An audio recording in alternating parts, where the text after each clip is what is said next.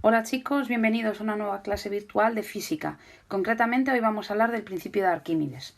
Bien, ¿quién era Arquímedes? Bueno, realmente se trata de un matemático que realmente hizo una labor de asesoramiento a un gobernador de Siracusa, donde se le ordenó que pudiera calcular si una corona que le había mandado hacer era 100% de oro o no.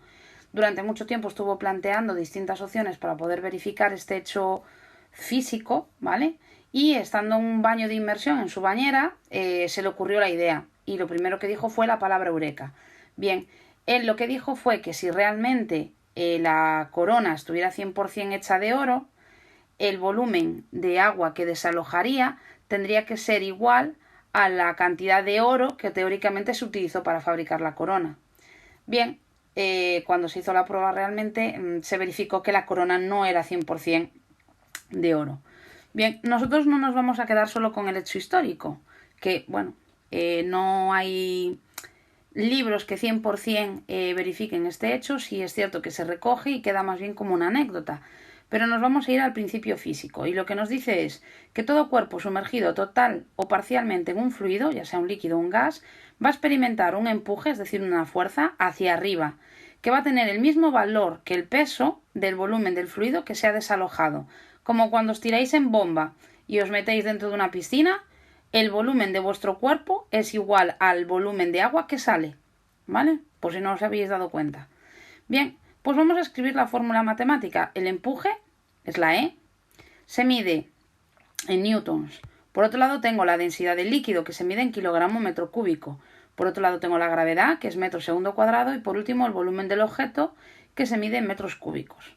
Bien, sí que es cierto que si hacemos una comparativa entre gases y líquidos, el empuje es muchísimo más fuerte en los líquidos que en los gases. Y esto es lo que permite que los objetos puedan flotar sobre los fluidos.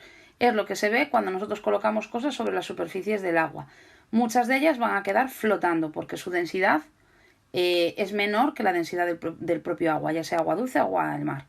Bien, vamos a ir con otro concepto, que es el peso aparente, y tiene que ver con los fluidos. En este caso, cuando tenemos en cuenta el empuje, tenemos que sentir que realmente es una fuerza que sale en sentido contrario a la del peso que se está sumergiendo en ese líquido, por lo que la fuerza resultante va a ser un poquito menor, ¿vale?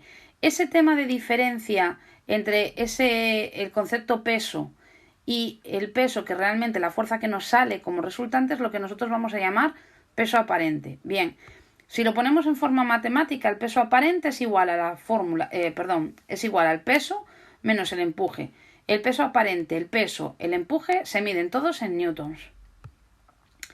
Y por otro lado, vamos a hablar de las condiciones de flotación o flotabilidad. En este caso lo que vamos a hacer es una comparativa entre peso y empuje. Primera opción de comparativa. Si yo comparo peso y empuje y el peso es mayor que el empuje. Bueno, cuando el peso es mayor, el objeto se hunde. Si yo comparo el peso y el empuje y me da que el empuje es mayor, ¿vale? Significa que el objeto flota, ¿vale? Y tengo la situación donde yo puedo plantearme una igualdad, es decir, que el peso y el empuje sean exactamente iguales, ¿vale? Esta situación se llama flotabilidad neutra y es lo que se utiliza, por ejemplo, para navegar cuando vamos en un submarino, ¿vale? Normalmente el submarino asciende o desciende, pero para navegar siempre lo hace a una misma profundidad, evitando evidentemente los obstáculos que pueda haber en la zona. Bien, ¿por qué los submarinos se hunden en el agua y los barcos no? Bien, los submarinos para poder sumergirse, ¿vale? O flotar, lo que van a hacer es aumentar o disminuir su masa. ¿Cómo? Añadiendo agua a lo que se llaman los tanques de lastre, ¿vale? Cuando quieren hundirse, lo que van a hacer es añadir agua. Cuando quieren salir a superficie, lo que van a hacer es vaciar esa agua de los tanques de lastre. En este caso sí que es cierto que aumentan su masa, pero su volumen se mantiene exactamente constante, es decir, no cambia la morfología del submarino. Bien, ¿por qué los submarinos se hunden y los barcos no? Vale, en el caso de que hagamos una comparativa entre la densidad del barco y la densidad del fluido, ¿vale? La densidad del barco tiene que ser menor. De esa manera, nosotros por los principios de la flotabilidad podríamos hacer esa comparativa entre peso y empuje y nos diría que en este caso el barco flota. En este caso los barcos no tienen tanques de lastre que se puedan llenar o vaciar para poder subir o bajar, ¿vale? Tienen a veces tanques de lastre para zonas de... en caso de que haya una emergencia, poder retirar agua de esa zona. Ahora bien, ¿qué pasa cuando hay un accidente, como por ejemplo el Titanic, el Prestige o cualquiera de estos barcos? Bien, en el momento en que se hace una brecha en el casco, el agua empieza a entrar dentro del barco. Dependiendo hacia qué zona se desplace esa agua, irá a proa, entonces el barco bajaría de morro, o si es hacia proa, el barco baja teniendo en cuenta dónde estaría la zona de la hélice. En la foto que os pongo aquí, veis que la hélice del barco estaría en la parte final, por tanto, lo que significó fue que la brecha se hizo en la parte frontal o próxima a la parte frontal del barco y se fue llenando de agua y fue hundiendo esa parte que estaba más llena. Bien, ¿cuál es la conclusión que sacamos de esto? Que el principio de Arquímedes nos permite explicar la posibilidad de que un objeto se hunda o flota, que la capacidad de poder flotar va a depender de la densidad de los objetos sumergidos en el agua, que si yo varío la masa, ¿vale?, voy a poder ver variaciones en la densidad del objeto, y que el objeto, si se hunde, ¿vale?, significa que el peso es mayor que el empuje, o lo que es lo mismo, que la densidad del objeto es mayor que la densidad del líquido. Y que el objeto flota si el peso es menor que el empuje, o lo que es lo mismo, si la densidad del objeto es menor que la densidad del fluido. Bien, vamos a verlo a través de un ejemplo. Se trata de ejercicios que están hechos en el libro, lo que pasa es que yo prefiero hacerlos con un poquito más de calma.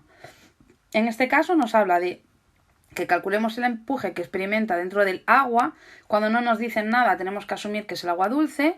Nos pide que calculemos el peso aparente y nos dan que la densidad del objeto es 5.000 kilogramos metro cúbico y por otro lado que ese objeto pesa 200 newtons. Bueno, lo primero que tengo que hacer, como intuyo que es densidad del agua y ese agua es agua dulce, yo me sé el dato de que la densidad del agua dulce son 1.000 kilogramos metro cúbico. Por otro lado, otro concepto que tengo yo acumulado en mi memoria, porque ya llevamos mucho tiempo utilizándolo, es el concepto de la gravedad, que es 9,8 metros segundo cuadrado. Y lo que os voy a traer a la memoria es la fórmula de la densidad, que es masa partido volumen, la utilizamos en segundo, ¿vale? Pero seguramente os la olvidasteis, y la fórmula del empuje. Y os recuerdo que tenemos como otros datos la densidad del objeto y el peso, ¿vale? Bien, si os fijáis de esta fórmula del empuje, la densidad del líquido la tengo, la gravedad la tengo, el volumen del objeto no y el empuje tampoco. Por tanto, ¿de qué manera puedo calcular ese volumen? Bueno, pues os doy una pista, tiene que ver con la densidad. Si no, no tendría lógica que me dieran la densidad del objeto. Entonces, en este caso lo que voy a hacer es poner la fórmula de la densidad del objeto. Sería masa del objeto entre el volumen del objeto. La masa del objeto no la tengo, pero sí que me dan el concepto peso. Entonces, de la fórmula del peso sí puedo despejar el valor de la masa. Si yo lo hago, este resultado me da 20,41 kilogramos, ¿vale? Ese es el concepto de la masa. Bien, en el momento en que yo tengo la masa, ¿vale?, ya puedo aplicar la fórmula de la densidad. Entonces, si os fijáis, 5.000 es igual a 20,41 entre el volumen del objeto. Lo que tengo que despejar, volumen del objeto. Por tanto, si yo lo aplico, el resultado me da 0,004 metros cúbicos, ¿vale? Ahora ya tengo todos los datos y lo único que tengo que hacer es aplicar el principio de Arquímedes.